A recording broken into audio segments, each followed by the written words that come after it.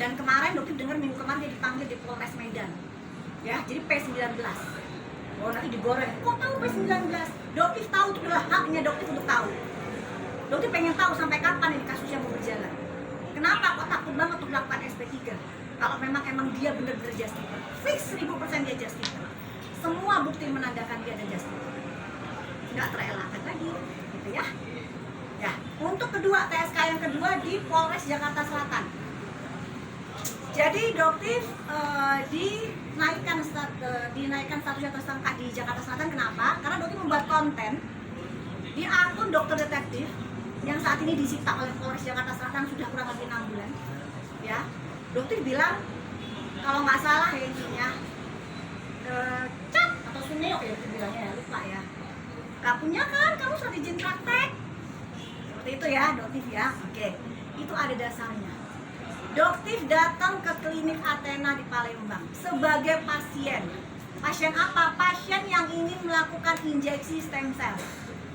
Ya, dokter tidak pernah tahu selama kurang lebih sampai detik ini 19 tahun berkutat di dunia kecantikan, tidak ada yang namanya stem cell itu belasan juta. Stem cell itu ratusan juta, 200 sampai 300 juta stem cell. Tetapi di klinik dia bisa menjual yang namanya mini stem cell dengan harga 15 juta. Tertarik dong dokter, wah ini kayak inovasi baru nih. Inovasi baru. Nah, pada saat dokter ke sana, ya dokter datang. Pada saat dokter datang ke sana tidak ada yang namanya pelang dokter. Ya, tidak ada yang namanya pelang dokter Richard, itu tidak ada. Oke, nah. Dokter masuk ke situ. Dokter cari, lihat mana sih surat izin prakteknya Richard. Dokter keliling ruangan di situ, guys. Tidak satu pun dokter menemukan. Ya, dan itu ada saksinya. Karena dokter ke sana tidak seorang diri. Dan dokter mendaftar sebagai pasien atas nama dokter sendiri. Jadi jangan nanti nyamar, nggak ada. Dokter memberikan identitas asli dokter sendiri. Ya, jadi dokter sebagai pasien itu identitas asli. Oke, dan akhirnya dokter ketemu dengan dokter di situ. Mereka mulai ketakutan. Dokter di situ dia bilang, ini dokter ya. Apa yang dokter katakan? Iya, saya dokter. Saya mau tanya, ini stem cell apa? Kok Anda bisa memberikan, kok klinik ini bisa memberikan 15 juta? Saya mau stem cell.